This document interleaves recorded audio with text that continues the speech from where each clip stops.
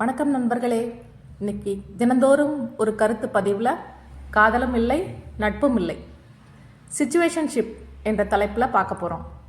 இது இன்றைய இளைஞர்களை ஆட்டி படைக்கும் புது ட்ரெண்ட். நாங்கள் டேட்டிங் போகிறோமா இல்லையா எனக்கே தெரியல. இன்றைய ஜென் சி இளம் முறையினரின் அடிக்கடி கேட்கும் டைலாக். காதலுக்கும் நட்புக்கும் இடைப்பட்ட ஒரு புரியாத நிலையைத்தான் சிச்சுவேஷன்ஷிப் என்று அழைக்கிறார்கள். கமிட்மெண்ட் பயம் உள்ளவர்கள் தேர்ந்தெடுக்கும் பாதை இது. இது ஒரு பெயரில்லாத உறவு. நீங்கள் இருவரும் காதலர்களைப் போலவே மணிக்கணக்கில் பேசுவீர்கள், டேட்டிங் செல்வீர்கள், நெருக்கமாக இருப்பீர்கள். ஆனால் நாம் காதலிக்கிறோமா என்று கேட்டால் இப்போதைக்கு எதுவும் வேண்டாம், அப்படியே போவோம் என்று பதில் வரும். சுருக்கமாக சொன்னால் லேபிள் இல்லாத உறவு முறை. சிச்சுவேஷன்ஷிப் நீண்ட நாட்கள் கூட செல்லும்.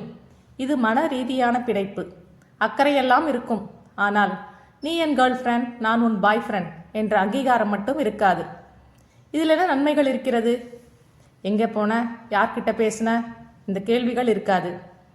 திருமணம், எதிர்காலம் பற்றிய பயமில்லாமல் நிகழ்காலத்தை மட்டும் ரசிக்க விரும்புபவர்களுக்கு ஏற்றது. ஒருவரை பற்றி முழுமையாக தெரிந்து கொள்ள இது ஒரு வாய்ப்பு. சரி, தீமைகள் என்ன? நமக்கென்ன உரிமை இருக்கிறது? இது ஒரு நிச்சயமற்ற தன்மை, மன உளைச்சலை தரும். அது வேறு யாருடனோ பேசினாலோ பழகினாலோ பொறாமை வரும். அதை தட்டு கேட்கும் உரிமை இருக்காது. பெரும்பாலும் ஒருத்தர் சீரியஸாக மாறிவிடுவார், மற்றவர் ஜாலியாக இருப்பார். ஒருவர் இறுதியில் பலத்த காயத்துடன் வெளியேற நேரிடும்.